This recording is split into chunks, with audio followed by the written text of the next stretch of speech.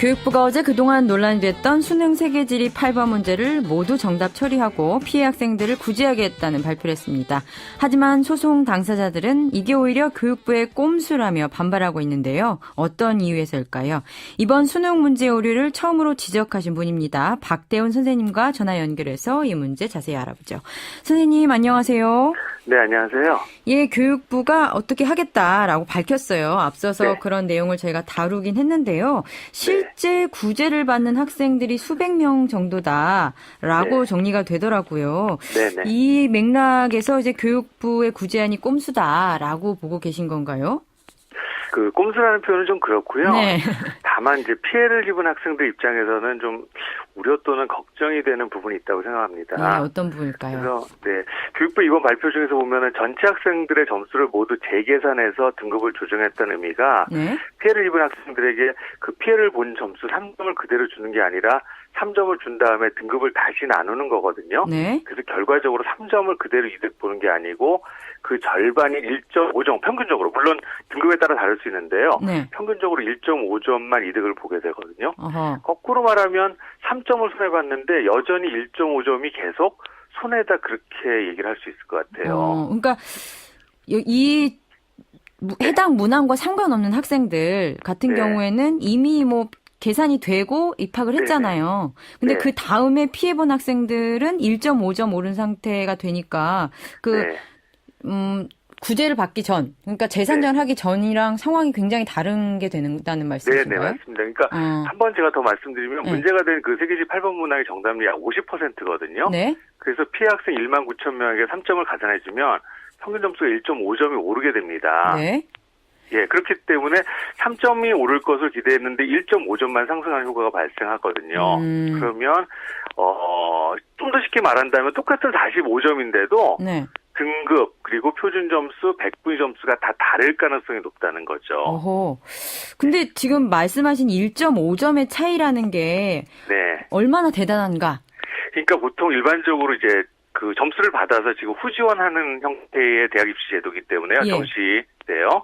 그래서 보통 거의 대체로 합격선에 근접해서 이렇게 응시하는 경우가 많거든요. 그렇겠죠. 그러면 1점 차이로 불합격한 학생이 한 10명 정도 된다면 2점 정도로 불합격한 학생이 뭐 20명, 30명. 경험적으로 볼 때 그런 현상이 발생합니다. 아하. 그러니까 이 1.5점이 굉장히 또 크게 되는 거죠. 그렇죠. 1.5점이라면 그러면 학생들 입장에선 정말 목숨이 달린 문제일 수도 있을 텐데 네네. 그렇다면 지금 교육부의 어떤 구제안이라는 게 결국엔 피해 학생의 수를 줄이는 방식으로밖에 이해할 수 없는 상황인가요? 그거를 제 우려하고 있는데요. 몇 명이 될지 모르겠지만 줄어드는 건 좀 확실하다고 보고요. 예. 그다음에 제가 교육 당국의 입장을 대변할 필요는 없겠지만 네. 그러니까 구제 학생이 많아지면 많아질수록 추가 입학을 받아줘야 되는 대학들도 늘어날 거고요. 그리고 또 학교로 이동하게 되는 학생들이 많아질 테니까 결국 혼란이 가중된다는 부분에서 교육 당국도 좀 걱정스러운 마음이 들 것이라는 거는 사실 좀 인간적으로 그런 연민은 듭니다. 혼란을 줄이기 위해서 이렇게 뭔가 그 변동폭을 줄였다. 3점에서 네네. 1.5점으로 네. 이렇게 이해를 하고 계시군요. 네. 그런데요. 이런 방법밖에 없었을까요? 과거에도 2008년 수능이죠. 이렇게 복수 네. 정답 나온 경우가 있었잖아요. 네. 그때도 뭐 일종의 학습을 할 기회 같은 게 있었을 텐데 그때와 네. 지금이 뭐가 다른 거죠? 그때는 재채점을 해서 일단 등급 상승자만 그 재채점 이전의 등급 점수에서 그 등급 점수에 의한 등급을 부여를 했거든요. 네, 그러니까 그때는 피해본 학생이 없었다라는 거죠, 결국. 그렇다면 그때와 지금과 똑같이 비교를 한다면 네. 3점을 그대로 얻는 방식이라고 네. 이해할 수 있는 거예요?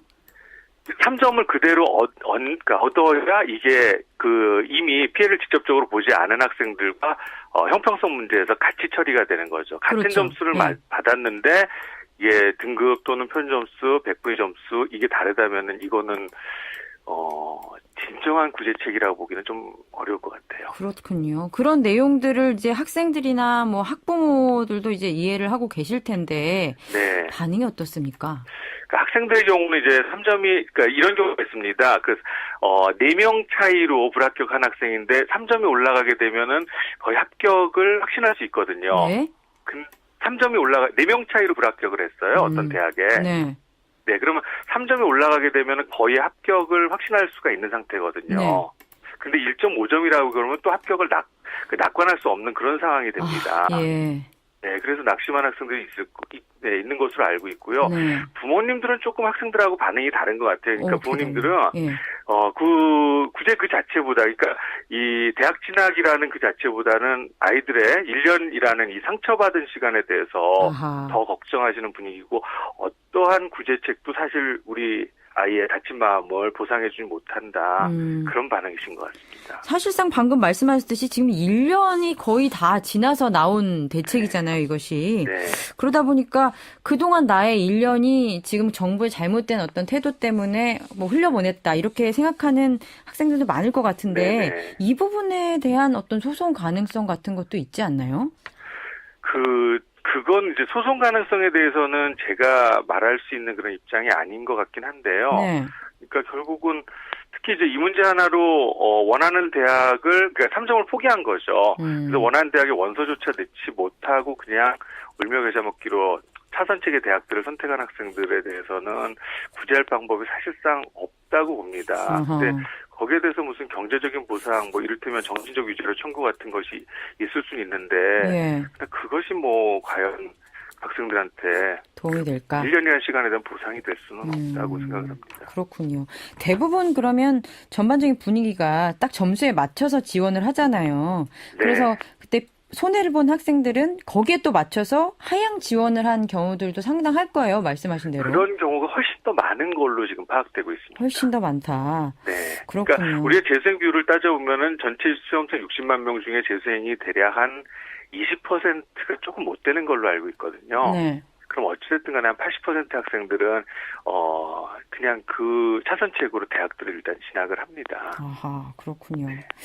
그러면 뭐 차선책이 아니더라도 그 하향 지원 학생들 말고 어떻게 원하는 대학을 갈 수 있는 학생들도 그래도 소수나마 있긴 있을 거예요. 이번 구제안으로. 그렇다면 원하는 대학으로 재진학하는 방식이 가능한 건가요? 그러니까 최대한 그 교육 당국의 의지에 달린 거라고 생각이 드는데요. 예. 구제되는 학생이 단 한 명이라도 더 나올 수 있는 그런 방식을 좀 선택을 해주시기를 정말 부탁을 드립니다. 구제안에 이제 구체적인 내용이 어떻게 나올 텐데요. 거기서 좀 주목해야 될 부분을 좀 찝어주시죠. 지금 학생들이 가장 관심을 갖는 거는 3점이 올라갔을 때, 예를 들면은 다른 전형 요소를 제외하고 수능 성적이 기준이 되는 그런 전형이라면 합격할 수 있었던 학교라면 그 학교로 이동을 하거나 아니면은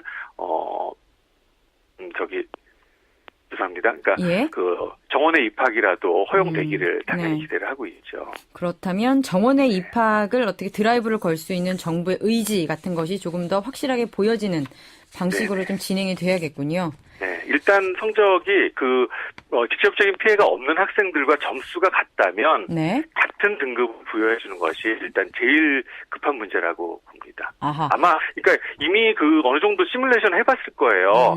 그렇게 했을 때 몇 명의 학생들이 구제되는지. 그래서 만약에 지금 정부에 발표한 대로 했을 때 구제되는 학생하고 그다음에 일괄적으로 3점을 더해서 3점의 이득을 보게 하는 방법하고 비교해서 인원을 한번 발표를 해주시면 그러면 답이 나오지 않을까요? 몇 명 차이.